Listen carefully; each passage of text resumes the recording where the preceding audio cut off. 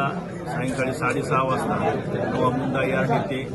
मनोज जरांगे पाटलांची भव्य जाहीर सभा होणार आहे। या जाहीर सभेसाठी आमच्या नांदेड जिल्ह्यातील प्रत्येक मराठा समाजांनी घराघरातून या सभेला उपस्थित राहावे असे सकल मराठा समाज वतीने त्यांचे आणि त्यांच्यासोबत पुरुषोत्तम खेडेकर साहेब, नानासाहेब जवळे पाटील, युवराज संभाजीराजे भोसले आणि प्रवीणदादा गायकवाड हेही सुद्धा 4 प्रमुख या भव्यदिव्य कार्यक्रमासाठी उपस्थित राहतील व आपण आपल्या प्रत्येक चॅनलमधून व पत्रकारांनी बातमी द्यावी विनंती व त्या कार्यक्रमाला आपण सर्वांनी उपस्थित राहतो। धन्यवाद। ऑक्टोबर रोजी नांदेड जिल्ह्यामध्ये मराठा समाजाचा सरसकट ओबीसीमध्ये समावेश व्हावा यासाठी मनोज जरांगे यांची नांदेड जिल्हा दौरा आहे। त्यामध्ये सुरुवातीला हदगाव या ठिकाणी एक सभा आहे, त्यानंतर तामसा व कामारी या ठिकाणी सुदर्शन देवराय या मराठा तरुणाने मराठा समाजाचा ओबीसीमध्ये समावेश व्हावा म्हणून आत्महत्या केली, त्या कुटुंबाला सांत्वनपर भेट आहे। त्यानंतर अर्धापूर या ठिकाणी जरांगे पाटलांची भव्य अशी मोठी सभा आहे आणि संध्याकाळी 6 वाजता नांदेडमध्ये नव्या मोंढ्यामध्ये नांदेड शहराची एक मोठी भव्य अशी सभा आहे। या नांदेडच्या सभेसाठी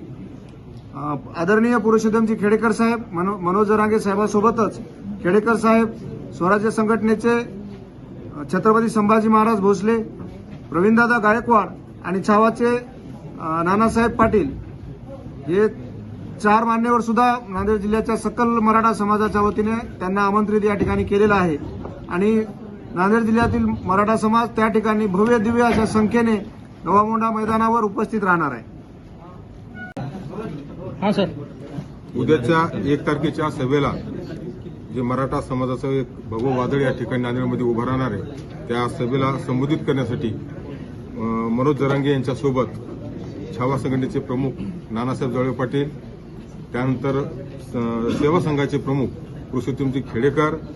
संभाजी ब्रिगेडचे प्रवीणदादा गायकवाड आणि छत्रपती शिवरायांचे वंशज स्वराज्य संघटनेचे प्रमुख छत्रपती संभाजीराजे हे सुद्धा या ठिकाणी उपस्थित राहणार आहेत। तरी समाज बांधवांना, या जिल्ह्यातील सर्व तमाम मराठा समाज बांधवांना व